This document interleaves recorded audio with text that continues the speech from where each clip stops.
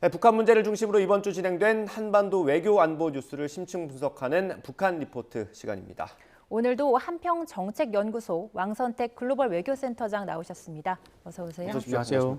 네. 먼저 이 소식부터 보겠습니다. 북한이 당장이라도 발사할 것처럼 하긴 했는데 정찰 위성 발사 이제 임박한 걸로 봐야 됩니까? 어떻습니까? 그렇습니다. 잠시 전에 보도를 하셨지만 서해 위성 발사장에 발사대를 새로 건설하고 있는 모습이 발견이 되고 있는데 매우 빠른 속도로 진행되고 있다. 이렇게 나왔습니다.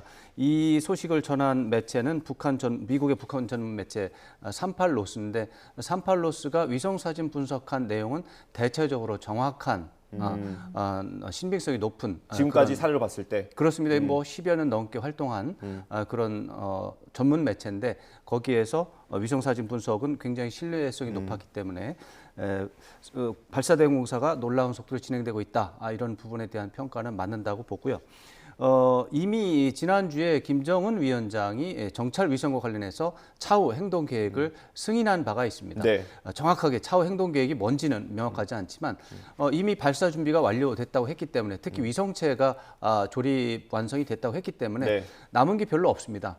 이제 발사체에 탑재를 하고 또 발사대로 운반을 하고 그다음에 발사대를 완전히 시설을 점검을 마치고 이제 그렇게 되면은 발사를 할 수 있는 것이죠. 그런 차원에서 정찰 위성 발사가 임박했다고 볼 수 있는데 그러면 이제 다음 주냐 다다음 주냐 그건 아닌 것 같습니다. 그건 아닌 것 같고 일단은 7월 27일 발사 가능성이 여전히 가장 높고요.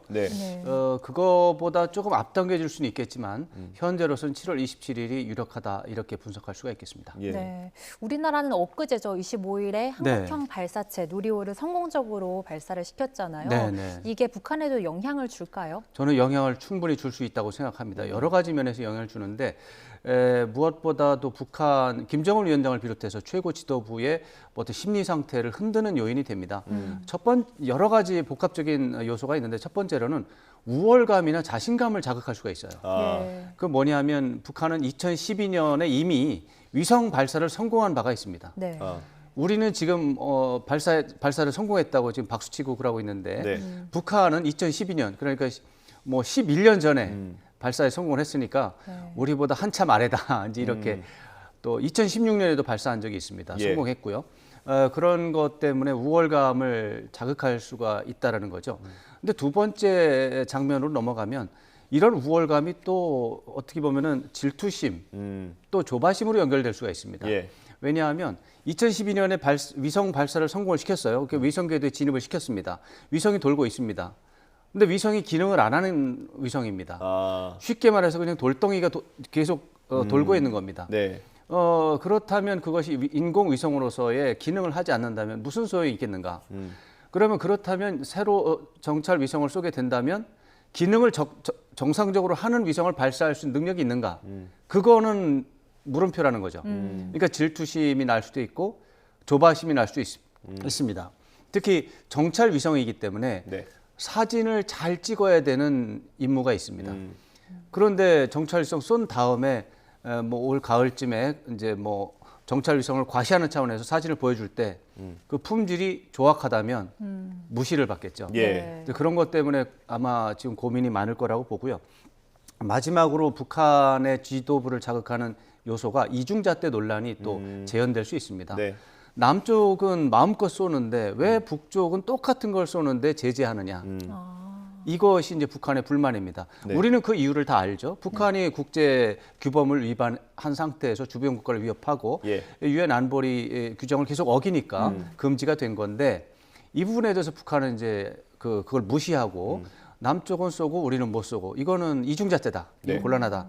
이런 주장을 하고 있는데 이런 것들이 복합적으로 작용을 해서 북한 정찰 위성 발사 시점 또 내용 이런 것들을 결정하는 변수가 될 수 있습니다. 저희가 뉴스에서 속보로 북한의 도발 소식을 전해드린 것도 좀 된 것 같습니다. 그렇습니다. 잠잠한 상황인데 이렇게 좀 잠잠한 게 지금 농번기여서 좀 그런 거란 분석도 있던데 어떻습니까? 그렇습니다. 지금 부분적으로는 그 분석에 동의를 할 수밖에 없습니다. 예. 농번기고 지금 5월에 사실 북한이 도발이든 뭐 무력 시위든 이런 것을 한 적이 별로 없어요. 네. 대개 4월 말 정도에 끝내고 5월부터는 좀 잠잠하다가 이제 8월이 되면 또 네. 다시 한미연합 군사 훈련이라는 일정에 반응을 해서 도발적인 행위가 있고 이랬었기 때문에 농번기 또는 한미연합 군사 훈련이 없기 때문에 북한이 잠잠한 것이다. 이런 분석은 일리가 있습니다. 근데 제가 볼 때는 그것도 있지만 네. 더 중요한 근본적인 이유는 북한이 현재 국내외 정세, 한반도 주변 정세에 대한 판단이 굉장히 좀 강하게 작용하고 있다. 그건 뭐냐? 한반도 정세뿐만이 아니라 국제 정세가 신냉전 구도로 변화하고 있다. 예. 북한은 신냉전 구도가 왔다라고 판단하고 있습니다. 이러한 상황 속에서 북한은 국제 정치 구도가 질서가 변화하고 있기 때문에 변화되는 질서 속에서 유리한 것은 무엇인가? 어떻게 해야 유리한 점을 최대로 최대화할 것인가 이익을 이런 고민을 하면서 일단은 장기전에 집중하고 있고 그러면서 전술적으로는 중국과의 대화 또 중국과의 협력, 중국과의 소통 이 부분에 어떤 외교 역량을 집중하고 있다. 이렇게 볼 수가 있겠습니다. 그런 차원에서 중국을 불필요하게 자극하는 도발적인 상황, 무력 시위 상황은 자제할 수도 있다. 이렇게 보는 것이 제가 볼 때는 그게 더 근본적이고 구조적인 이유고 이제 시기적으로 농번기다 또 한미연합 훈련이 없다라고 하는 것은 부수적인 요소다 이렇게 생각합니다. 실제로 이게 한미일 북중러 신냉전 그 대결이 이제 왔다라고 하는 전망이 좀 엇갈리고 있는 것 같아요. 그렇죠. 각각의 분석이 어떻게 되나요? 네, 북한의 경우가 대표적으로 신냉전 구도가 거기는 왔다. 이러니까 신냉전 구도에 맞춰서 전략을 짜야 된다 이렇게 보고 있고요. 미국의 또 한국의 많은 전문가 분들도 신냉전 구도가 왔다.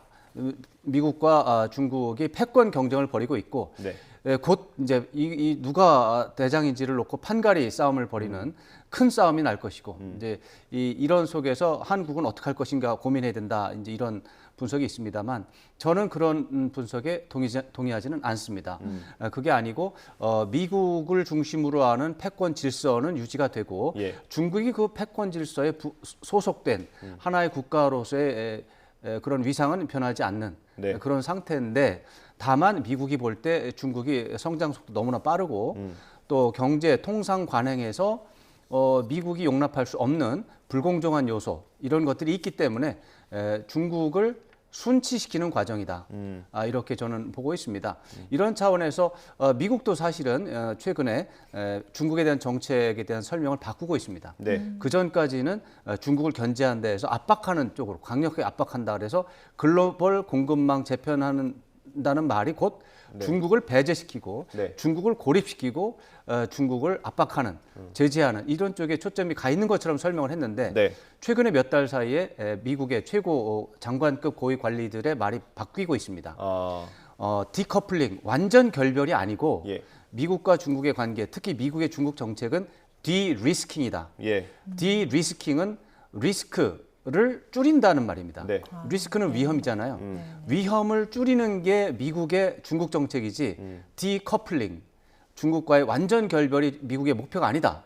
이 점에 대해서 분명히 하고 싶다. 이런 얘기들을 미국 관리들이 하기 시작했고 그것이 지난번 G7 정상회의 공동성명에 포함이 됐습니다. 그리고 이것은 미국이 스스로 만들어낸 것도 아니고 유럽의 나라들이 독일과 프랑스를 중심으로 해서 유럽의 나라들이 주장하던 것을 지난해 말부터 주장하던 것을 미국이 채택한 겁니다. 그 용어를. 그래서 전 세계에 미국의 정책은 중국을 때리고 고립시키고 고사시키는 게 아니고 중국의 태도를 변경시키면서 미중 관계에서 나오는 위험을 감수하는 게 목표니까 오해하지 마시라. 이게 지금 미국의 입장입니다. 그러면 신냉전 구도를 예상하고 또 신냉전 구도가 왔다라고 하는 해석과는 정반대가 됩니다. 그렇죠? 이게 디리스킹이라는 말이 개입이 되면 당연히 이것은 공존이 전제가 된 겁니다. 미국과 같이 가면서 미국과 중국이 같이 가면서 중국과의 관계 속에서 그동안 보여져 왔던 일부 태도를 변경시키는 게 목표고 중국도 사실은 미국에 정면 도전할 뜻이 없다라고 하는 것을 여러 번 밝히고 있습니다. 그래서 미국의 최대 불만이 불공정 교역 관행 이거거든요. 기술 첨단 기술 확보에서 이제 좀 어떻게 보면 불법적인 요소 이런 네. 것들이 있기 때문에 그런 것들을 해소하는 것은 할 수 있다. 이런 식으로 지금 시사를 하고 있습니다. 그래서 타협적인 전망이 가능하고 네. 최근에 미국과 중국의 고위 당국자들의 대화가 이어지고 있습니다. 네. 이런 것들은 신냉전 구도라는 것이 왔다라고 하는 것은 이제 그거는 틀린 겁니다. 아직 올지 안 올지 모릅니다. 저도 예. 신냉전 구도가 절대로 안 온다라는 건 아닙니다. 네. 그러나 안 올 가능성이 지금 더 크다가 네. 그쪽으로 무게 중심이 쏠리고 있다 이렇게 말씀드릴 수 예. 있습니다. 저희가 한 시간 1분 정도 남은 것 같은데 아이고, 마지막으로 요거 하나 여쭤보도록 하겠습니다. 이게 원래 김정은 위원장의 자녀가 저희가 셋인 걸로 보통 우리 그렇죠. 국내에서는 알고 있지 않습니까? 언론에 나오고 있는 건 김주애 하나인데 그 위로 오빠가 한 명 있는 걸로 국정원은 판단하고 있잖아요. 근데 지금 이 그렇습니다. 오빠가 있느냐 없느냐 가지고 또 다른 분석이 나오고 있습니다. 그렇습니다. 네. 뭐 근데 다른 분석이라기보다는 국정원의 지금까지의 설명도 사실은 그 유사한 부분이 있었습니다. 2010년생, 13년생, 또 17년생 자녀가 셋이 있는데 네. 첫째는 아들인 것 같은데 그것은 첩보 수준이고 정확한 정보는 아직은 없다. 계속 예. 확인하는 중이다라는 예. 것이 국정원의 판단이었습니다. 특히 다른 나라와의 정보 공유를 통해서 보면 확실한데 물증은 없다. 네. 이게 국정원의 판단이었는데 최근에 첫째가 아들이 아니고 첫째가 아예 없고 2013년생 김주애, 우리가 알고 있는 김주애가 첫째다. 네. 첫째일 수 있다라고 하는 말이 세 가지가 연속으로 나왔습니다. 네. 22일 날 통일부 고위 당국자, 24일 날 스위스 유학할 때 김정은의 친구 미카엘로 동창, 예. 요리사 그분하고 이제 세 번째로 이제 통일연구원장 고유한 교수님의 말씀 이런 것들이 세 가지가 다 나온 거예요. 네. 그러면은 국정원도 지금 이제 고민을 해야 되겠는데 그래도 국정원의 정보 판단이 바뀌지는 않을 것 같아요. 왜냐하면 첫째가 있다라는 게 정보 사항이 아니고 네.